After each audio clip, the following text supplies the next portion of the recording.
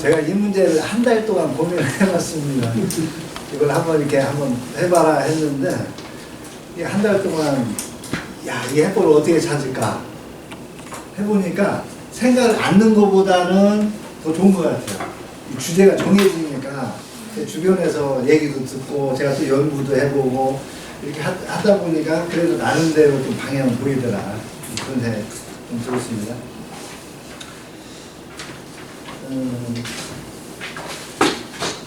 방금 전에 우리 한 문제 했던 거 부분 있잖아요. 요 문제 3개지만은 이것이 오늘 주제하고 좀 관련성이 좀 있는 것 같습니다.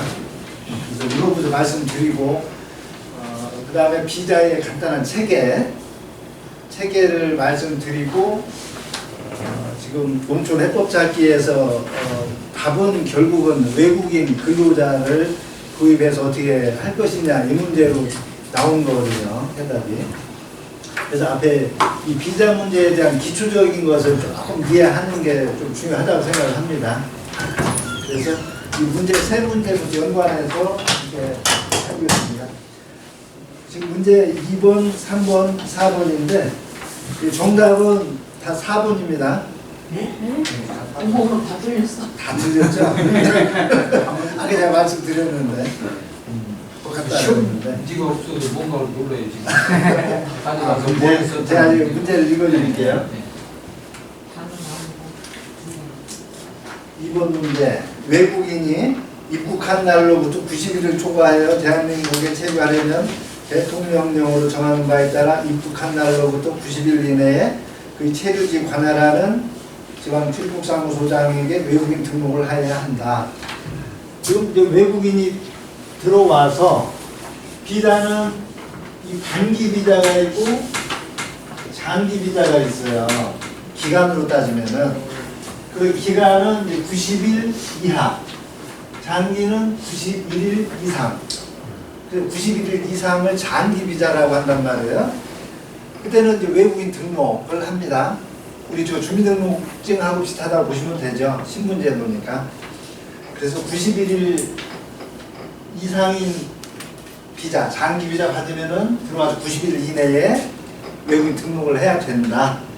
그래서 외국인 등록을 하면은 거기에 비자 종류가 나온단 말이에요. 주소도 나오고 비자 종류도 나오고. 그러면 이제 비자 종류에 따라서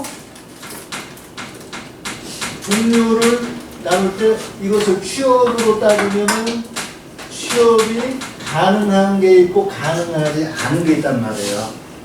장기 비자에는. 그래서 외국 등록증을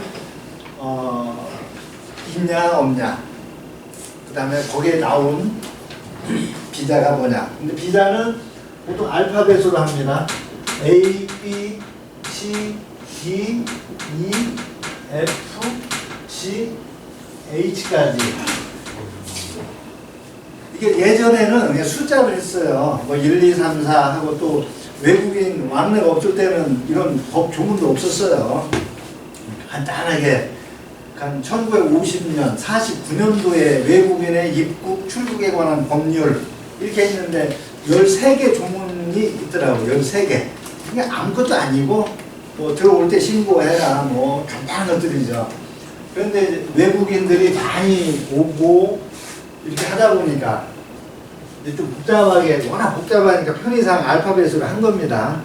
그래서 여러분 이렇게 볼 때 문제 4번에서 3번에서 보면 뭐 F6다, F5다, C3이다 이렇게 하는 것이 뭐 어려운 뭐 수학 공식이 아니고 편의상 나는 거다. 그렇게 이해하시면 됩니다. 그래서 외국이 들어오면은요, 이 3번 문제 2번에 이제 두 번째는 출입국 행정의 특성으로서는 이 국가 주도라고 그랬어요. 국가 주도성. 이 원은 우리 국내, 국경이라고 보시면 돼요. 우리 원은 그냥 한국, 우리나라 국경 아니고 여기는 밖에다 이렇게 보시면 되는데, 우리 국내에서는 국가 주도적이고 또 국제적. 외국인이 들어오는 순간 국제적입니다. 우리 국제 결혼을 하는 순간 한국 사람과 뭐 어디 뭐 태국 사람하고 결혼한다고 해보죠. 이미 두 나라 간의 법률, 두 나라의 사람, 두 나라의 문화 이게 생기는 거고 거기서 결혼해서 자녀가 생긴다 하면은 애는 그 순간 한국 사람, 외국 사람의 공통의 이제 공부 부모를 갖고 있는 거거든요. 그래서 이 출입국 문제는 국제적이고 그 다음에 국제적이죠. 그 다음에 이걸 또 상호성이 있다. 상호주의. 일본하고 우리나라하고 아니면 일본하고 우리나라하고 중국하고 무역을 할 때 우리 걸 수출 못하게 그럼 그쪽에서 막으면 우리도 막고 일본에서 뭐 특별히 뭐 저 규제를 가면 우리도 규제를 가하고 이게 옳고 그름을 떠나서 그런 게 있어요. 외국 국제적인 요 외국에 관련해서 있으면은 뭐 큰 어떤 국가 정책 이런 거 그런 문제가 아니더라도 우리 일반 비자나 생활에 항상 그런 게 있습니다. 그리고 국민고용 우선의 원칙. 국민고용 우선의 원칙. 이게 임금할 때 요 문제는 항시 합니다. 외국인 고용을 할 때 지금 농촌이든 제조업체든 어디든 한국인을 먼저 고용해라 이겁니다. 그래서 한국인 먼저 대학교 졸업하고 취업할 자리가 없는데 우리나라 애들은 취업할 데가 없는데 왜 외국 애들을 받아들이냐. 이걸 국가는 국민고용 우선의 원칙 이걸 이게 지켜야 될 의무가 있거든요. 그러니까 정책을 할 때 이것을 항상 반영을 하는 겁니다. 그래서 제조업체에서 국민의 뭐 20% 범위 내에서 고용해라. 국민 고용이 100명이면은 이 회사에 20명만 고용을 해라. 이렇게 우선의 원칙이 있고 원칙이 있으니까 나는 예외도 있긴 해요. 아무 무조건 20% 하는 건 아니고 어떤 건 뭐 한 명 회사 대표 한 명인데도 어떤 뭐 해외 상품 기획원이라든지 이런 것도 할 수도 있고 돼 있어요. 이것은 그냥 원칙일 뿐입니다. 그래서 이런 원칙이 어떤 분야에 따라서는 20% 아니면 30% 고용을 할 수 있다 이렇게 풀어주기도 하고 정책적으로는 그런 변화들이 있습니다. 그 다음에 국적 차별 금지의 원칙. 국적 차별 금지 원칙인데 그냥 원칙일 뿐이에요.